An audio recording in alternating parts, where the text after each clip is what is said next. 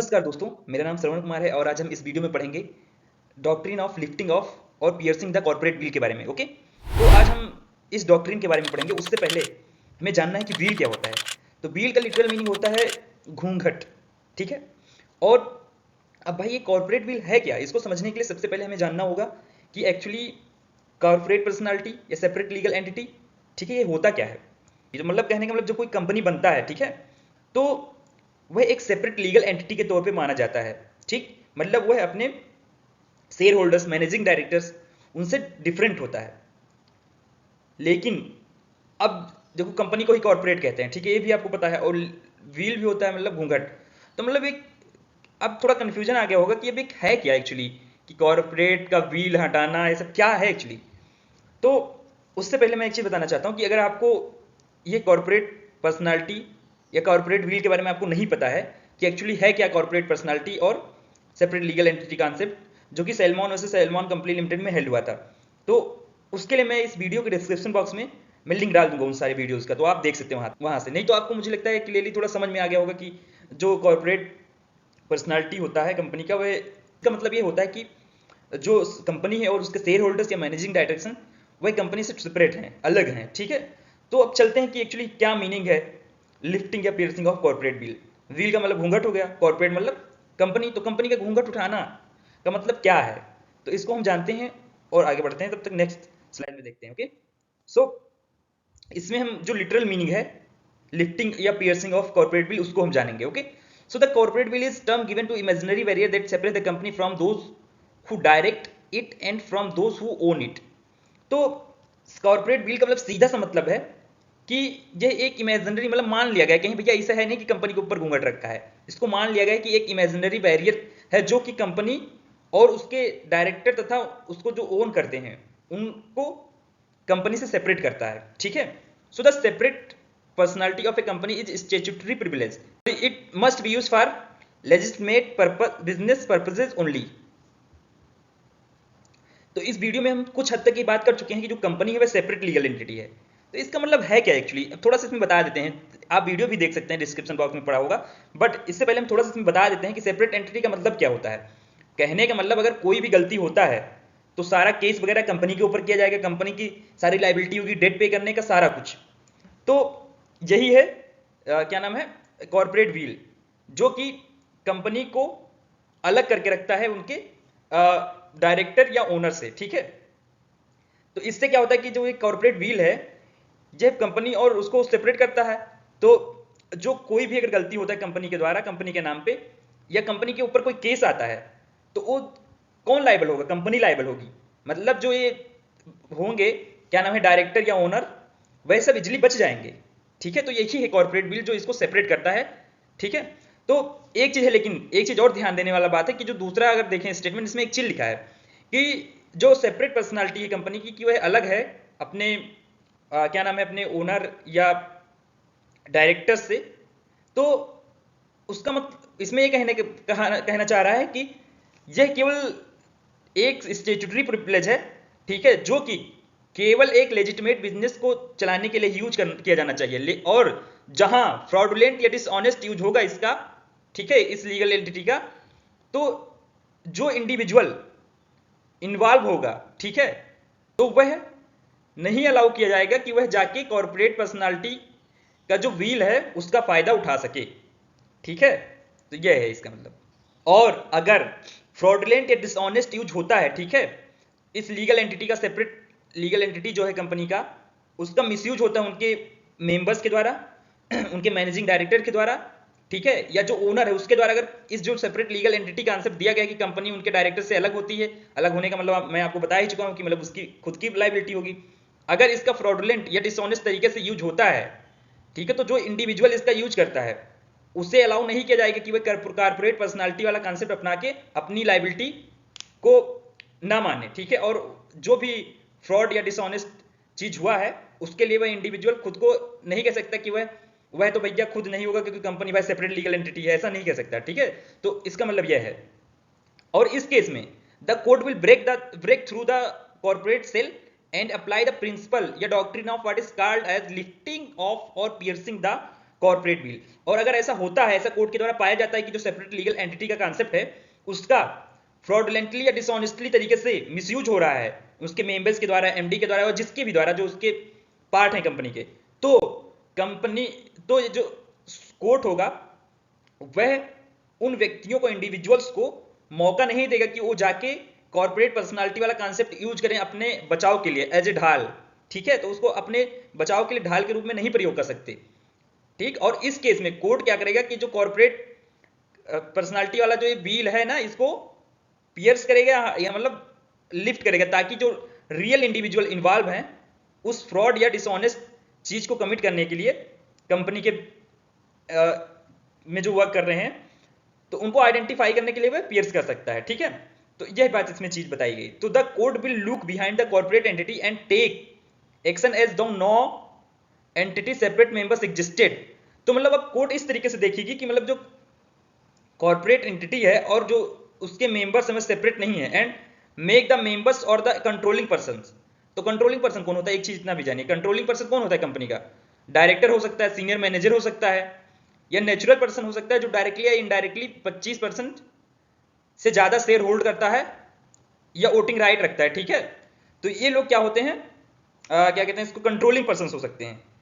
तो अगर ऐसा कुछ मिसयूज आता है तो जो कोर्ट होगा वह कॉर्पोरेट एंटिटी और जो मेंबर्स उनको सेपरेट नहीं मानेगा, और जो कंट्रोलिंग पर्सन हैं उनको लायबल करेगा debt and obligations of the company के लिए। ओके, तो ये चीज इसमें बताया गया।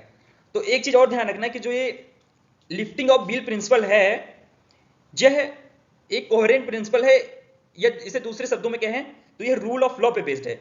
मतलब इनजस्टिस नहीं होना चाहिए, जस्ट टू अचीव जस्टिस। जो सेपरेट लीगल एंटिटी का कांसेप्ट है उसको यहां पर नहीं माना जाता, या कह सकते हैं जस्टिस को प्राप्त करने के लिए पियर्स किया जाता है या लिफ्ट किया जाता है जो कंपनी के द्वारा कॉर्पोरेट व्हील वाला कांसेप्ट है इसको।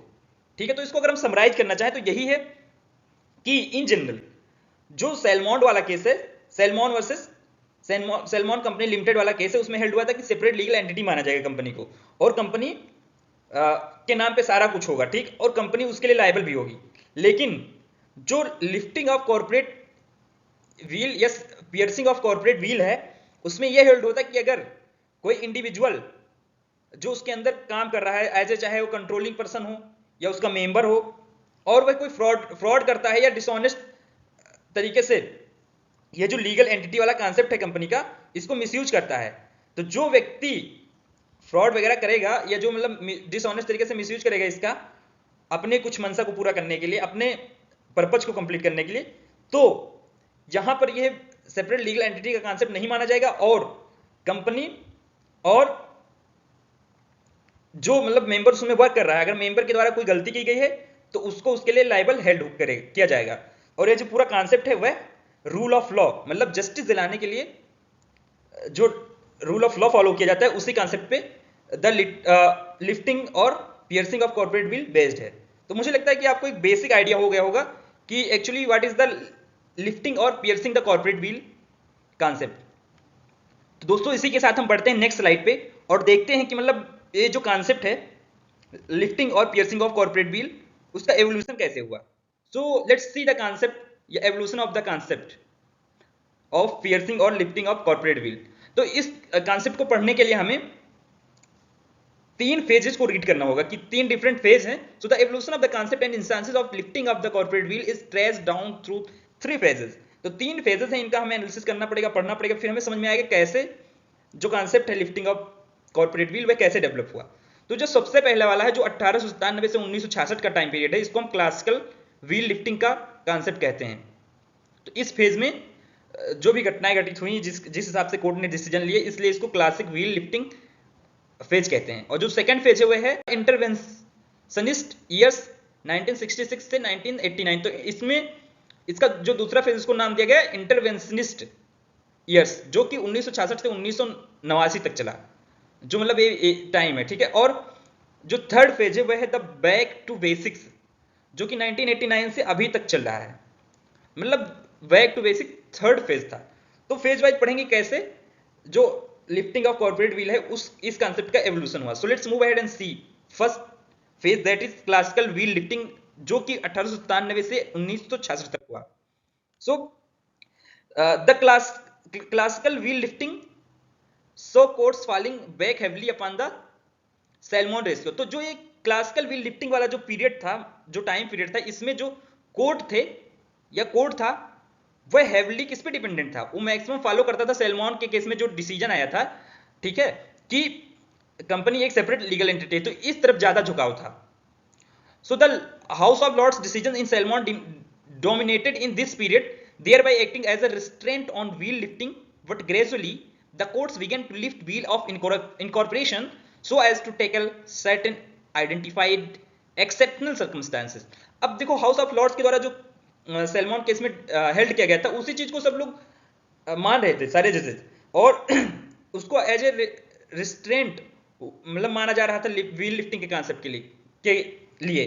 बट धीरे धीरे होता है कि कोर्ट ने शुरू कर दिया जो एक कॉन्सेप्ट है लिफ्ट व्हील ऑफ इनकॉर्पोरेशन, क्योंकि उनको कुछ आइडेंटिफाइड एक्सेप्शनल सर्कमस्टांसेस नजर आए जिससे उनको जिसको उन्हें रिजॉल्व करना था।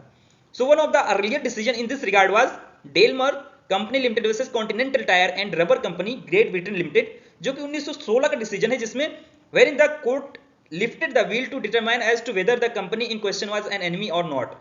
तो जो ये डेलमर कंपनी लिमिटेड वाला केस था, इसमें कोर्ट के द्वारा जो व्हील था उसको लिफ्ट किया गया ताकि डिटरमाइन किया जा सके जो कंपनी है इसमें केस में वह एनिमी है या नहीं।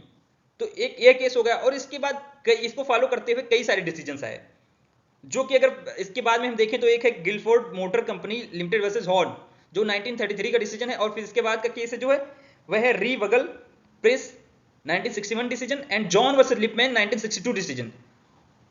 इन तीनों केसेस में, हाँ तीन ही केस हुए, तीनों केसेस में आइडेंटिफाई किया गया फैकेट मतलब होता है कि एक डिसेप्टिव आउटवर्ड अपीयरेंस, मतलब बाहर से कुछ दिखा रहा है लेकिन इंटरनली कुछ अजीब तरीके से वर्क कर रहा है, तो उसे हम फैकेट कहते हैं। एंड सैम जिसका मतलब फ्रॉड या फिक्शन, मतलब इसमें भी वही कुछ इंटरनली कुछ अलग ही चल रहा है लेकिन एक्सटर्नली कुछ अलग ही दिखाने की कोशिश किया जाता है।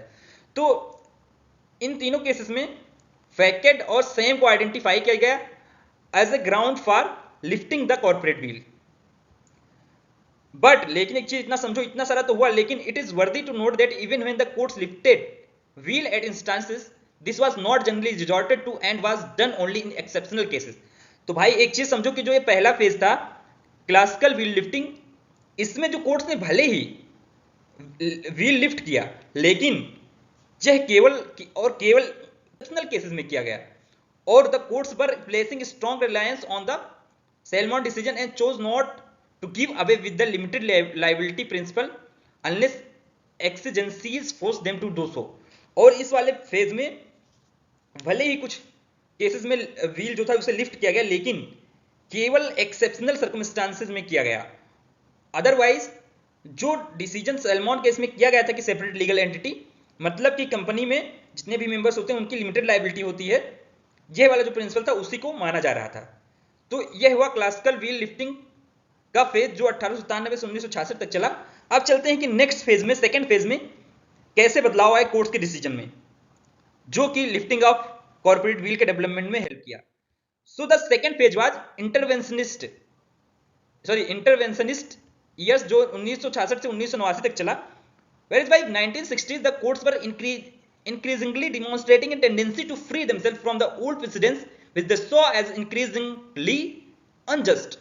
तो अब क्या हुआ कि 1960 के अराउंड कोर्ट ने देखा, कोर्ट के जो डिसीजन दिए जा रहे थे कोर्ट के द्वारा उसमें एक बढ़ता हुआ बहुत ज्यादा ही टेंडेंसी दिखा कि अब वो अपने आप को जो पुराना डिसीजन था ना, मतलब सैल्मोन केस था, उससे अब अपने आप को फ्री कर रहे थे, और वह इसलिए कर रहे थे ताकि उनको ऐसा लग रहा था कि जो अनजस्टिस बहुत भारी मात्रा में बढ़ रहा है और इसका जो कंपनी के मैनेजर हैं, मैनेजिंग डायरेक्टर्स हैं, कंट्रोलर हैं, उनके द्वारा इसका मिसयूज किया जा रहा है। तो इसमें बहुत ज्यादा टेंडेंसी बढ़ा और इसमें बहुत ज्यादा ही लिफ्टिंग ऑफ व्हील प्रिंसिपल का यूज हुआ इस फेज में, इंटरवेंशनिस्ट ईयर्स में।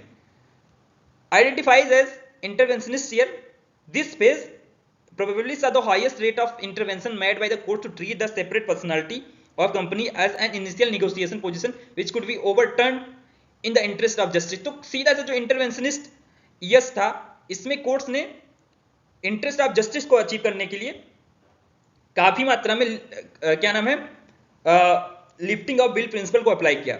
सो relying vehemently on the Littlewoods mail order stores versus IRC जो 1969 का डिसीजन है। सो decision that laid down that the courts may do away with the Salmon rule to ensure justice. For that reason, the courts may look beyond the wheel. Courts frequently resorted to lifting or piercing of corporate wheel. तो इस जो case था Littlewoods mail order stores versus IRC 1969 का decision, तो इसमें decision आया कि मतलब कोर्ट जो है अब जो सैलमॉन का डिसीजन था उससे उसको नहीं मान सकते हैं, मतलब अगर वो चाहे तो इसको ना माने, अगर ऐसा कंडीशन आता है कि उन्हें जस्टिस इंश्योर करना है तो। और इसका फायदा उठाते हुए कोर्ट ने बहुत ज्यादा ही इसको फ्रीक्वेंटली यूज करना शुरू कर दिया। So it won't be wrong to state that this led to uncertainty with regard to the law relating to corporate personality. तो इस डिसीजन के बाद ऐसा कंडीशन आ गया दोस्तों कि मतलब यह कहना गलत नहीं होगा कि इसने एक अनसर्टेनिटी क्रिएट कर दिया regarding the law relating to corporate personality. ठीक है, तो यह इसमें इस फेज में ऐसा देखा गया। तो जो इंटरवेंशनिस्ट ईयर्स थे 1966 से 1989 में, इसमें भरपूर यूज हुआ। ठीक है, लिफ्टिंग ऑफ कॉर्पोरेट व्हील का। Okay, so let's move ahead and see the next and last phase. तो this is the back to basics phase जो 1989 से प्रेजेंट अभी तक चल रहा है। तो बैक टू बेसिक तो सीधा सा मतलब जैसे कोई अगर इसका लिटरल मीनिंग ही देखें तो इसका मतलब होता है कि जो बेसिक पहले प्रिंसिपल फॉलो किया रहा है उसी की तरफ लौट आओ। ठीक है, तो so let's see the 1990 decision of Adams versus Cape Industries PLC जो कि 1990 का डिसीजन है। The court of appeal finally put the uncertainty to rest. तो जो एडम का केस था इसमें उन्होंने एक कम से कम एक मतलब स्टॉप तो लगाया। It went on to discuss the conflict between the classical and interventionist view and concluded in favor of the classical view. तो भाई दोस्तों हम लोग पढ़ चुके हैं, क्लासिकल व्यू में कहा गया था कि केवल एक्सेप्शनल केस में ही व्हील को लिफ्ट किया जाएगा, लेकिन इंटरवेंशनिस्ट वाले में कहा गया था कि अगर आपको जस्टिस इंश्योर करना है तो आप आराम से लिफ्टिंग ऑफ व्हील कॉन्सेप्ट लगा सकते हैं। तो जो इस दोनों चीज के बीच में जो मतलब कंफ्यूजन था कि क्या लगाएं क्या ना करें, इसको क्लियर करते हुए इस फेज में एडम्स वर्सेस केप केस में कोर्ट ने कहा कि हमें जो क्लासिकल व्यू था कि जो लिफ्टिंग ऑफ कॉर्पोरेट व्हील है वो केवल एक्सेप्शनल केस में यूज होना चाहिए, उसी को फॉलो करना है। तो ये चीज इसमें यह केस जो था ये सर्टेनिटी लाया। Okay, so this phase identified as back to basis took a U-turn to classical view, holding that the Solomon rule cannot be disregarded merely on the ground that justice so requires. So there can be identified grounds under statute or contract or as identified under judicial interpretation which are well settled to lift the will, but same cannot be seen as a general rule. तो सीधा सा कहने का मतलब जो ये phase था back to basic phase, इसमें कोर्ट के द्वारा यही हेल्प किया गया कि लिफ्टिंग ऑफ कॉर्पोरेट व्हील को हम जनरल रूल के रूप में यूज नहीं कर सकते, उसे ओनली एक्सेप्शनल केसेस में यूज कर सकते हैं। ओके, जब हमें जस्टिस अचीव करना हो। So the rule of lifting of veil is strictly to be applied to you know it when you see it. तो कहने का मतलब ये जो स्टेटमेंट है you know it when you see it, मतलब अगर जब तक आप बिल्कुल कंफर्म नहीं हो जाते, जब मतलब समझ लो एक्सेप्शनल केस इसको कहा जाएगा ना, तभी इसको अप्लाई किया जाएगा। Okay, so furthermore Woolfson versus Strathclyde Regional Council जो कि 1978 का डिसीजन है, इसमें भी इंसिस्ट किया गया था कि the application of rule in special circumstances alone and where the motive is well established।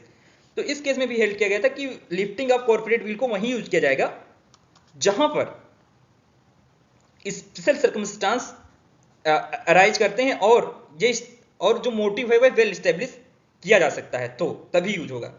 तो कुल मिला के अगर हम अभी का जो यह है दोस्तों पूरा प्रोसेस या पूरा evolution of the concept of lifting of या पियर्सिंग ऑफ कॉर्पोरेट व्हील, और जो अभी करंट स्टेटस है वह यह है कि लिफ्टिंग ऑफ कॉर्पोरेट व्हील का कॉन्सेप्ट यूज किया जा सकता है लेकिन ओनली इन एक्सेप्शनल केसेस, और उसे हम जनरल रूल के रूप में यूज नहीं करेंगे। तो मुझे लगता है कि आपको समझ में आ गया होगा कि what is the lifting of या पियर्सिंग ऑफ कॉर्पोरेट व्हील और इसका डेवलपमेंट कैसे हुआ और अभी करंट स्टेटस क्या है। सो इसी के साथ मिलते हैं नेक्स्ट वीडियो में, और यहां तक वीडियो देखने के लिए thank you. So bye bye.